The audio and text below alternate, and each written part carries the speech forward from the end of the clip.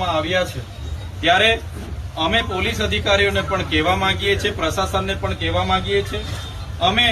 સંવિધાનમાં માનનારા લોકો છે, કાયદો અને વ્યવસ્થામાં માનનારા લોકો છે અને અમે પોલીસ અધિકારી હોય કે વહીવટી તંત્ર હોય બધાને સહકાર આપવા વાળા લોકો છે। અમે ઘર્ષણમાં પડવા માંગતા નથી કે સંઘર્ષમાં પડવા માંગતા નથી। જે પ્રકારે પોલીસ અધિકારીઓ અમારા લોકોને રાતે એમના ઘરે જઈને જે પ્રકારે હોદે છે, જાણે અમે કોઈ નક્સલી પ્રવૃત્તિ અહીંયા કરી હોય, જાણે અમે સરકારી વિરોધી સરકારને તોડી પાડવાની પ્રવૃત્તિ કરી હોય, રાહતો અમારા પર થયો હોય, એવી પોલીસ જયારે અમારા લોકોને હોદે છે, જે પણ દુઃખદ બાબત છે। તો પોલીસ અધિકારી મિત્રોને પણ મારે નમ્ર વિનંતી છે, જે રજૂઆત આમના વતી હું કરવા આવ્યો છું તો એ એમના આગેવાન વતી મારે તમને રજૂઆત છે કે જે પણ લોકો આમાં નિર્દોષ, તમે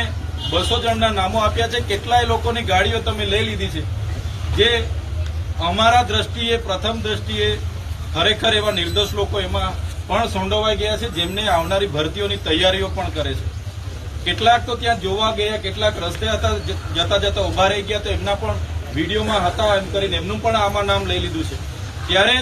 એવી બાબતોમાં પણ પોલીસ અધિકારીઓ ધ્યાન આપે, કોઈ નિર્દોષ આ ઘટનામાં નિર્દોષ ફસાઈ નહીં જાય એ પણ ધ્યાન આપે। અમે તમને સહકાર જ આપીએ છીએ, અમારે ક્યાંય અહીંયા કાયદો વ્યવસ્થા ખોરવાય એવી કોઈ પ્રવૃત્તિ અમે કરવા પણ નથી માંગતા।